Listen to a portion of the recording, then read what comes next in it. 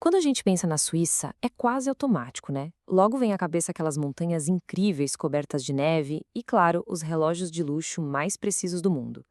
O próprio nome do país já virou sinônimo de um artesanato impecável e itens de altíssimo valor.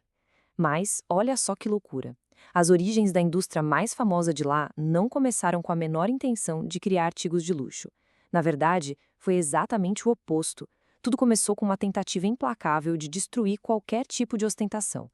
É uma daquelas histórias reais, incríveis de sobrevivência, de reinvenção e principalmente da lei das consequências não intencionais. Para a gente entender de fato esse paradoxo, temos que voltar no tempo, direto para Genebra no século XVI. A grande pergunta que vai guiar a nossa análise de hoje é bem simples, mas super intrigante. Como é que uma proibição total e severa de qualquer forma de riqueza ostensiva acabou plantando a semente para uma indústria global que hoje movimenta bilhões? A resposta é uma mistura fascinante de fervor religioso, uma crise de refugiados e muita, mas muita resiliência humana diante de proibições extremas. Bom, vamos dar uma olhada rápida em como tudo isso se desenrolou para a gente se situar. Tudo começou lá em 1541, com a imposição de leis bem rígidas. Aí, algumas décadas depois, uma onda de imigração mudou completamente a cara e as habilidades da região. E, por fim, no comecinho do século XVII, em 1601, a gente vê a criação da primeira guilda de relojoeiros. Cada um desses marcos foi meio que um passo forçado, sabe? Uma adaptação extremamente necessária que transformou um lugar cheio de regras na grande capital mundial do tempo. No centro de toda essa mudança tinha uma figura de peso, o reformador protestante João Calvino. Lá em 1541, ele implementou leis religiosas em Genebra com o objetivo de forçar uma modéstia extrema na população. Basicamente, usar joias e artigos de luxo passou a ser sumariamente proibido. Pensa bem, da noite para o dia, os ourives da cidade, que eram artesãos brilhantes acostumados a forjar ouro e prata, viram a profissão deles virar crime. Imagina o desespero dessa galera.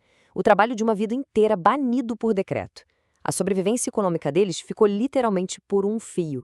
Mas como a gente bem sabe, a genialidade humana sempre dá um jeito de encontrar uma brecha. E a solução que esses artesãos acharam beira a ironia perfeita.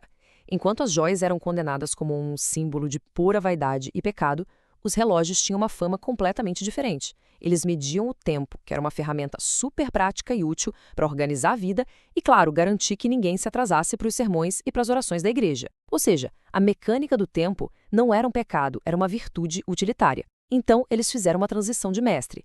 Pegaram toda aquela habilidade fina de trabalhar com metais e migraram de uma arte decorativa que estava proibida para uma arte mecânica totalmente permitida. Agora, a grande virada de chave não veio só do pessoal local de Genebra. O verdadeiro catalisador chegou de fora, com os huguenotes. Eles eram refugiados protestantes franceses que estavam fugindo de perseguições religiosas terríveis no país deles. E quando eles buscaram asilo em Genebra, não chegaram de mãos abanando, não. Eles trouxeram na bagagem um domínio absoluto da ourivesaria e uma paixão extraordinária por mecânica fina. Juntar a necessidade dos artesãos locais de encontrar uma nova profissão com o conhecimento técnico absurdo desses refugiados foi a receita do sucesso. Eles formaram uma aliança imbatível que construiu a base inabalável da futura relojoaria suíça. E aí chegamos no ano que é um divisor de águas, 1601.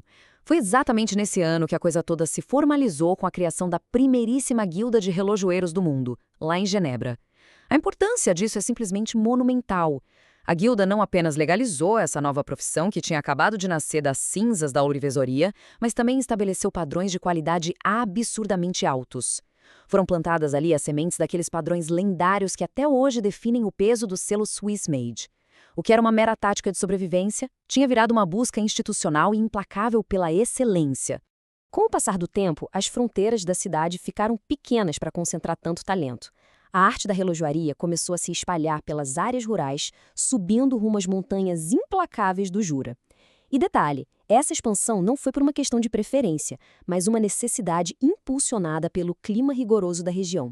Cidades como La Chaux-de-Fonds e Le Locle viraram o coração pulsante dessa nova economia, transformando toda aquela área no que hoje a gente conhece por um título grandioso, o Vale do Relógio, o verdadeiro país da precisão. O grande segredo para esse Vale do Relógio prosperar lá no meio do nada foi um sistema de trabalho chamado établissage. É uma palavra francesa chique para um conceito genial, um sistema de produção inteiramente descentralizado. Mas por que descentralizado? Pioneiros como Daniel Jean-Richard organizaram isso de um jeito muito inteligente. Em vez de uma família tentar montar um relógio inteiro do zero, cada casa se tornava hiper especialista em fazer apenas uma pequena pecinha da engrenagem.